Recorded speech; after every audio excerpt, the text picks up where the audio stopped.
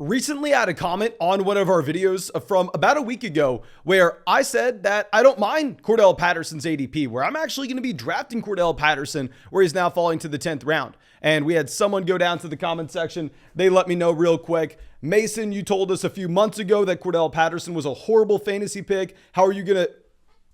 Guys, we've been drafting for months now. Players have plummeted down ADP, where some of those guys that I used to think that we couldn't draft at all are now fine values, and I'm completely fine taking. We're going to dive into which running backs have fallen the most in fantasy drafts over the past few months. I'm going to be looking for some buy low candidates, possibly some players that are just toxic, going to keep on falling that we shouldn't touch. But before we get into it, please go down there, drop a like on this video, subscribe to the channel if you play fantasy football, and of course, if you play fantasy football and you have not gotten your hands on our 2022 fantasy football draft guide yet, you need to fix your life. Go down there, go to the link in the description of the video, head over to flockfantasy.com, nearly 300 pages of super high quality information for you in that 2022 fantasy football draft guide. I cannot wait for you to get your hands on, and we have coupon code FLOCK. Use that before the season starts for an exclusive discount. But let's head over and let's look at our first running back, someone that we made fun of people for drafting last year, someone that a couple months ago I said was one of the worst values in drafts, Raheem Mostert. I mean, almost no running back in drafts has fallen as much as Raheem Mostert over the past few months, really off of no news at all. Yeah, they signed Sony Michel, but people were drafting Mostert high even after the Sony Michel signing. I looked at the Mostert profile and I was saying, okay, these clowns drafting this running back in round 14, 15, who do they think they're getting? This is a running back that the only reason his name's really brought up in fantasy football circles as if he is some top end talent is because he had a single stretch of games, about 6 games for the San Francisco 49ers a few years ago that obviously were highly televised because they were during the playoffs that everybody saw, and everybody now thinks that, oh, this is someone that's talented. He's a household name, despite the fact that he's forever been a journeyman NFL running back. He has forever been a running back that is holding on for that last roster spot on the team. Raheem Mostert is about to be 30 years old, or maybe he's already 30. And do you know how many games with 20 or more carries he has had in his entire NFL career? The 30-year-old running back, one game with 20 or more carries throughout his entire NFL career. He's been one of the most injury-prone running backs through his career as well. And on top of all this is a running back that is never going to be targeted out of the backfield. His best season ever in terms of his usage as a running back in the receiving game back in 2019, where he had a team target share of about 7.9%. Now that's fine if you're going to be a running back that is like Joe Mixon, where you're getting up to 20 carries a game. But if you're supposed to be an effective RB in fantasy and you don't have a target share in the double digits, how does that happen? It just can't. So he has fallen multiple rounds. Now, if he is going in, say, the 18th round on Underdog, I'm fine taking him in the 18th round. I've actually drafted him a couple drafts in the 18th and the 17th. He's the exact same as Sony Michel for me. These guys are going to be fighting for the first and second down role alongside Chase Edmonds in a Miami Dolphins offense, where it's pretty hard to get excited about any running back not named Chase Edmonds. But let's move over to the RB that we said at the beginning of the offseason was a pretty bad value, but now I like targeting him in drafts. Cordell Patterson. Now with Patterson, of course, I need to address the red flags, which really was the reason we were fading him at an earlier price point.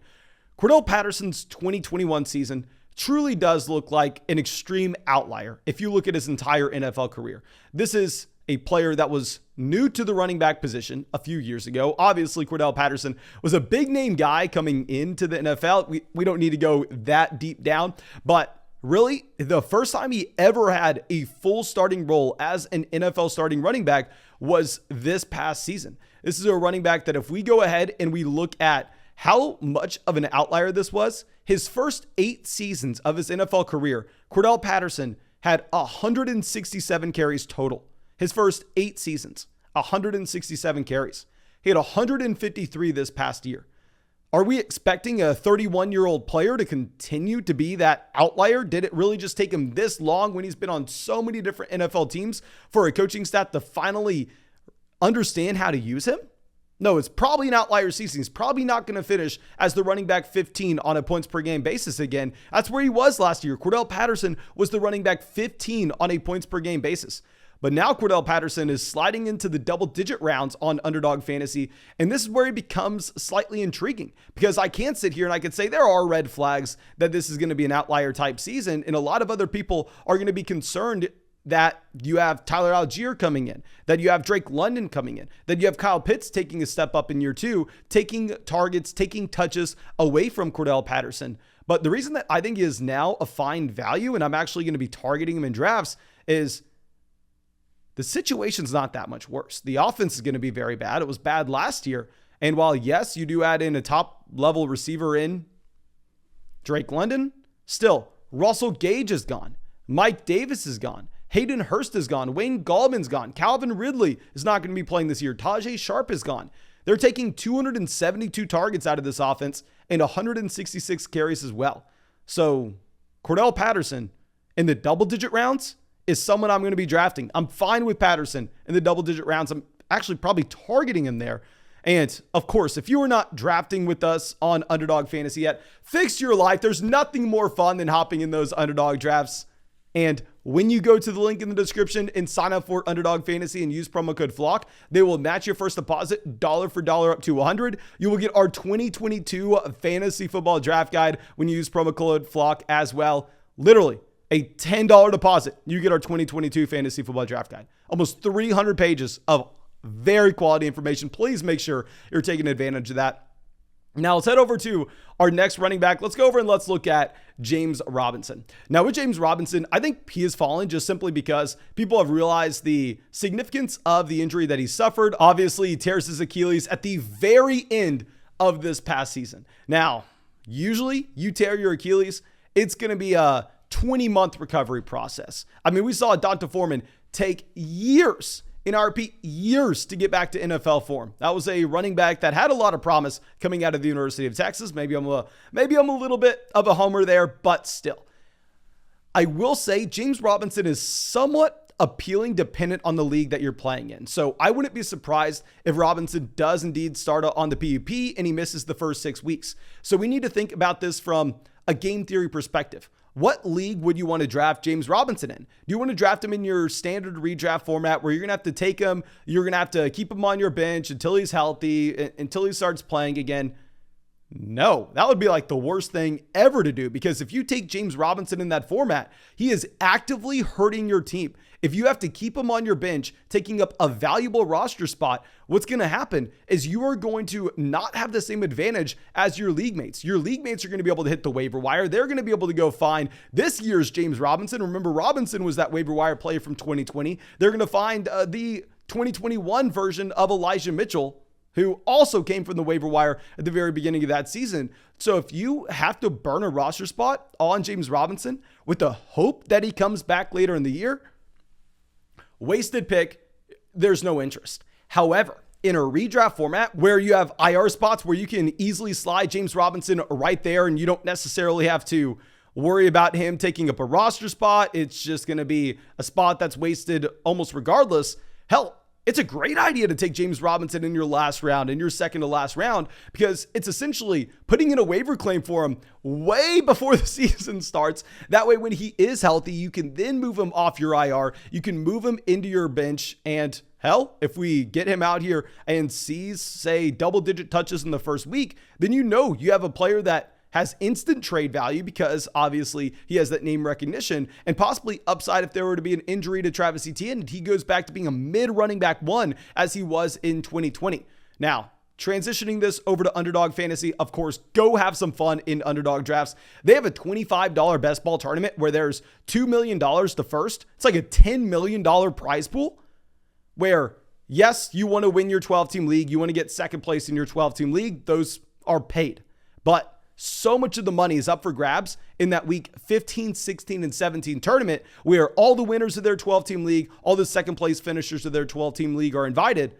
If you're looking for players that have upside during that 3-week stretch, I would not mind drafting James Robinson in that tournament style draft on Underdog. If you're in a private draft on Underdog with just you and your buddies, or just a non-tournament style draft like we get in on the live stream, then Robinson's a wasted pick there because he's going to be giving you zeros for half the year as well. So just understand what format it makes sense to draft James Robinson in. Understand what draft you are currently in, because he does have upside for the very end of the year. We saw it. He's probably going to play first and second downs while Travis Etienne gets all the high value touches in this offense when he is back and healthy. But we're going to have to be looking out for reports getting closer to the season. But let's move over to a running back that has fallen a considerable amount over the past month and a half, and I've been taking him now. Antonio Gibson. With Antonio Gibson here, this is a running back that you can now easily get in round 7. Antonio Gibson is available in round 7 in almost every single draft. I know we had some people trying to convince us to take Antonio Gibson in our $500 draft in round 7. We didn't do it. We didn't do it because we had another fantastic value making it to us. But with Antonio Gibson, we've talked about this recently in a video. I don't want to speak on it too much. There are definitely reasons why he had to fall. I personally have him ranked as our running back 24 if you're looking at our 2022 fantasy football draft guide. Like I said, I think there are two different paths with Gibson. The reason why he's falling is people are realizing the risk that you have associated with the addition of Brian Robinson, as well as J.D. McKissic re-signing, and maybe they're just trying to commit to a committee. Maybe at the same time, they're worried about the Antonio Gibson fumbling issue, and they need to have an alternative route if this problem persists into 2022. So that's the reason Antonio Gibson's falling. Now, in the 7th round, I'm going to be completely fine with him. As we said at the very beginning of the offseason, I thought he was overvalued, but now in the 7th, it's a different story because he does have that upside case, and that is a running back that ran a 4.39 40-yard dash at 228 pounds. It would make sense for a running back who is a collegiate wide receiver to take some time to really fully comprehend the running back position and his duties and to finally become that bell cow player people thought he could have been last year. So Antonio Gibson's falling. There are reasons behind it, but there are also reasons to potentially get excited about the upside that you would have with the running back in this range. So it's up to you. I just want to let you know he's falling. He has fallen an incredible amount. At this point, I do think he is a fine value. And now our next running back is a rookie, and here we have Kenneth Walker. Guys, let's walk through this, okay? Please, let's Kenneth Walker through this. Now, if you are a head coach, right, and you are going to talk to the media, you are going to talk to the beat reporters, and they ask, hey, Mason, I saw that Rashad Penny, the guy that has been with the team for 4 years, the guy that you convinced to stay in town this year by paying him that 1-year contract, is he going to be the starting running back this year? Or the new guy that just stepped through the door that you drafted in the 2nd round, is it going to be him? Are you going to give it to the 21-year-old? If you are that NFL head coach, and you are looking at the media, obviously the locker room's going to hear what you say. What incentive would you ever have? Why would you ever go and tell the media, oh yeah, no, that 21-year-old who just walked in that hasn't proven himself to us yet, he's the starter. He's the starter. He's the long-term guy. He's going to be starting week 1. Yeah, Rashad Penny's now the backup. Screw the guy that's been with the team for the past 4 years. Let's give it to someone and not even make him work for it. Why would a coach ever say that? It's the funniest thing ever that I'm just looking at Roto World and we are getting reports. Oh, Rashad Penny's starting over Kenneth Walker. Rashad Penny's definitely the bell cow running back. Oh, Nick Westbrook-Ikhine is starting over Treylon Burks. That's what coaches should say. Yes, there are very real concerns with Kenneth Walker because if we look at the Kenneth Walker profile, while he should have access to an elite level ceiling as a 1st and 2nd down running back, that doesn't necessarily line up with exactly what we may want with a Seattle Seahawks running back. Because if you're a 1st and 2nd down guy, say you're Nick Chubb, what do you need to see? You need to see that running back have touchdown upside because it would be beautiful. If you're not necessarily going to have a massive role in the receiving game, it would still be beautiful to have, say, 100 rushing yards in a given week and you pick up 1 reception for 6 receiving yards. Well, dear God, great week, my man. You had 100 rushing yards. What, you score 11 fantasy points? That's brutal. You don't have access to any of the high valuable touches in the receiving department. However, if you're in an elite level offense, you can still get there with your rushing touchdowns based on the red zone opportunities. Now, for that 1st and 2nd down running back, Kenneth Walker, should he have access to a large portion of red zone opportunities? No, he should not. He's playing in Seattle. PFF recently graded out the Seattle Seahawks as the worst offensive line in the NFL coming into this season. Obviously, they're moving on from Russell Wilson as well, which is going to hurt this offense so damn bad. So there are very real concerns with Kenneth Walker, and you're taking a first and second down running back that is not going to have access to touchdown upside. And if he's not going to be used in the receiving department, then hell, where are the high value touches coming from? But the reason that Walker has fallen, in my opinion, is not valid. Yes, Rashad Penny's probably the starter to start the year. That's what always happens. Remember Carlos Hyde and Nick Chubb back in Cleveland. Remember that. There's a reason Nick Chubb was going in the 7th round. He turned into a league winner down the stretch. Carlos Hyde was the starter at the beginning of this season. It's exactly what the coaching staff told us was going to happen as well. Now, the difference is we probably have a more talented version of Carlos Hyde here in Seattle, blocking Kenneth Walker, where Kenneth Walker, of course, is playing behind the running back that I've loved for a very long time in Rashad Penny.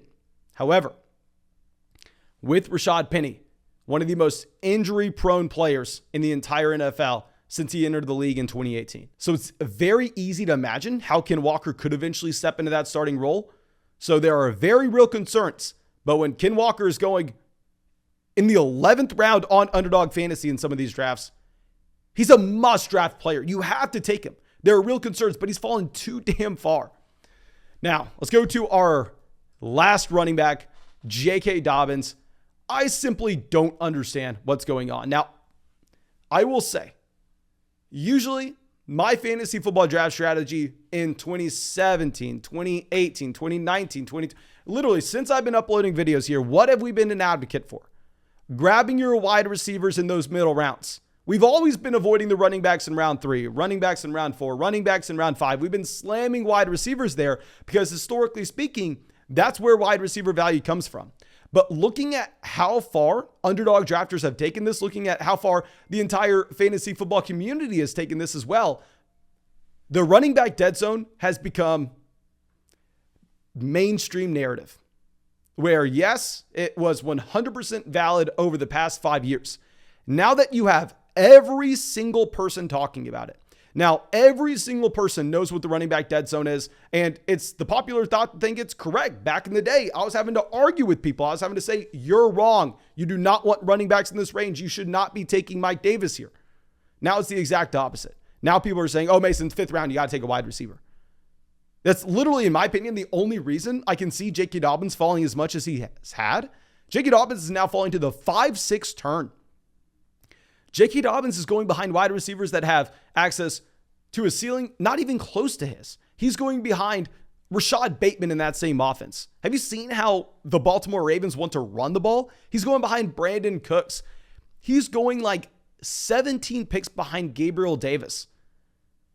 With the J.K. Dobbins fall, unless I'm wrong, please, if you think that there's something that came out this offseason and why J.K. Dobbins would have fallen like this in drafts, outside of the fact that wide receivers just skewed way too high, let me know what you're thinking. I know in years past, I've been the advocate for avoiding those running backs in the middle rounds, but it's completely different. If you're getting Dobbins at the end of the 5th after this fall, I feel like he's falling for no reason, literally just because mainstream narrative with fantasy football is now telling you you can't draft your running backs in round 4, 5, or 6.